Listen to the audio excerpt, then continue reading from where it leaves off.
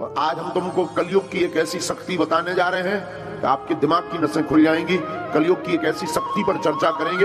अगर कोई चाहता हो कि हमें कोई हरा ना पाए, घर में, परिवार में, द्वार में, संसार में, समाज में, पॉलिटिक्स में, काम में, धाम में, तो आज की कथा सुन लेना। तुम्हें जिंदगी में कभी हार का मुंह नहीं देखना पड़ेगा। आप लोग किसी विषय में हारना नहीं चाहते तो आज की कथा सुनो। याद रखना, जो मनुष्य धार्मिक होता है वो दुख को भी सुख में बदलने की क्षमता रखता है। उसकी दृष्टि, उसकी विचारधारा दुख को भी सुख में बदल देती है। बिना धर्म का व्यक्ति, कथा में याद रखना, बिना धार्मिक व्यक्ति, बिना धर्म का व्यक्ति ठीक वैसे ही होता है जैसे बिना लगाम का घोड़ा होता है। जिस प्रकार घोड़ा परम स्वतंत्र होता है, वैसे ही बिना धर्म का व्यक्ति भी बिना लगाम का होता है। और लगाम धर्म की जरूर होनी चाहिए। धर्म का मतलब यह नहीं है कि आप कथा में बैठ गए, आप शंकर जी को मान रहे हैं, आप हनुमान जी के भक्त हैं तो आप धर्मात्मा हो गए। धर्म का मतलब यह है कि आपके सामने कोई भी सनातनी हिंदू अपना धर्म का परिवर्तन न करवा पाए। आपके सामने आपके धर्म की अवहेलना ना हो। धर्म का मतलब यह है। और याद रखना, दो धर्मों का कभी झगड़ा नहीं हुआ है, कभी नहीं हुआ है। धर्म तो एक ही है, सनातन वैदिक धर्म, बाकी पंथ है। याद रखना मेरे पागलो, दो धर्म का कभी झगड़ा नहीं हुआ। झगड़ा हमेशा धर्म और अधर्म का होता है, दो धर्मों का हो ही नहीं सकता। लाइट में केवल करंट में अर्थिंग और अर्थिंग, दो वायर लगा दिए जाएं बल्ब में, तो क्या बल्ब जलेगा? जवाब दीजिए, बोलिए, क्या करना पड़ेगा? अर्थ के साथ फेस देना पड़ेगा। हाँ जी या ना जी? न्यूट्रल के साथ में हाँ जी या ना जी? तभी जलेगा ना। वैसे ही दो धर्म की कभी लड़ाई नहीं होती, लड़ाई हमेशा धर्म और अधर्म की होती है। तो आज हम आपको जो सूत्र देने वाले हैं, तुम अपने कर्म से मत भटको। दुनिया आपके ऊपर क्या कर रही, आपसे क्या कह रही, मत घबराओ। एक महात्मा नदी में स्नान कर रहे थे। स्नान करते करते वो देखते हैं कि एक बिच्छू बहता हुआ चला जा रहा। महात्मा को लगा कि हमें बचाना चाहिए वरना ये मर जाएगा। महात्मा ने अपना हाथ लगाया, बहते हुए बिच्छू को हाथ पर रखा और फेंकने की तैयारी की तो उसने डंक मार दिया, काट दिया। महात्मा के हाथ से बिच्छू गिर गया। महात्मा ने हाथ फटकारा, फिर वो बिच्छू भागने लगा, बहने लगा। महात्मा ने फिर हाथ लगाया और हाथ पर रखा, वो बिच्छू ने फिर काट दिया, वो फिर गिर गया।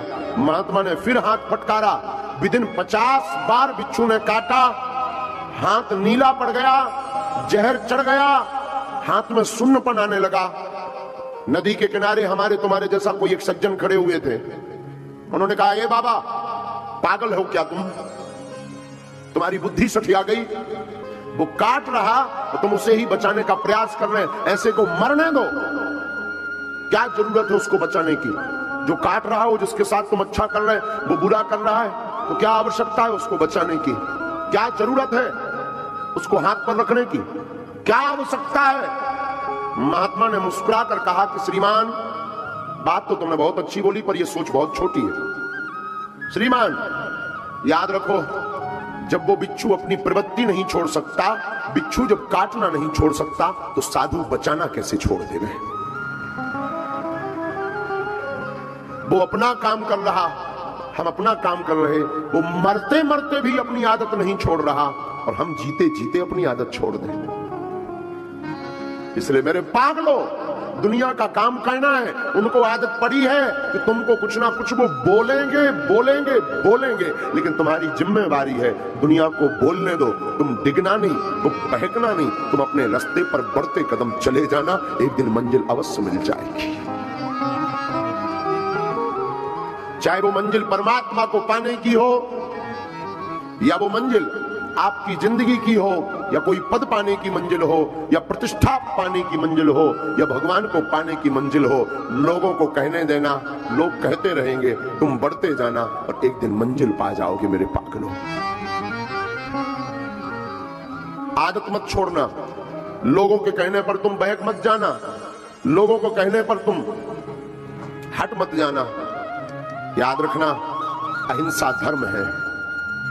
अहिंसा ना करो, बहुत अच्छा है, लेकिन धर्म पर कोई घात करे और चुप बैठो तो ये भी पाप है।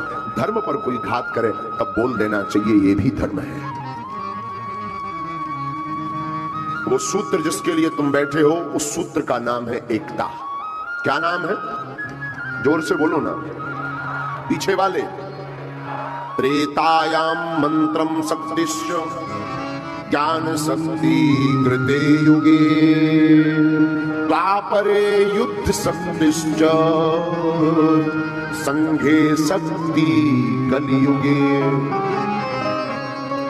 त्रेता युग में मंत्र की शक्ति थी, सतयुग में ज्ञान की शक्ति थी।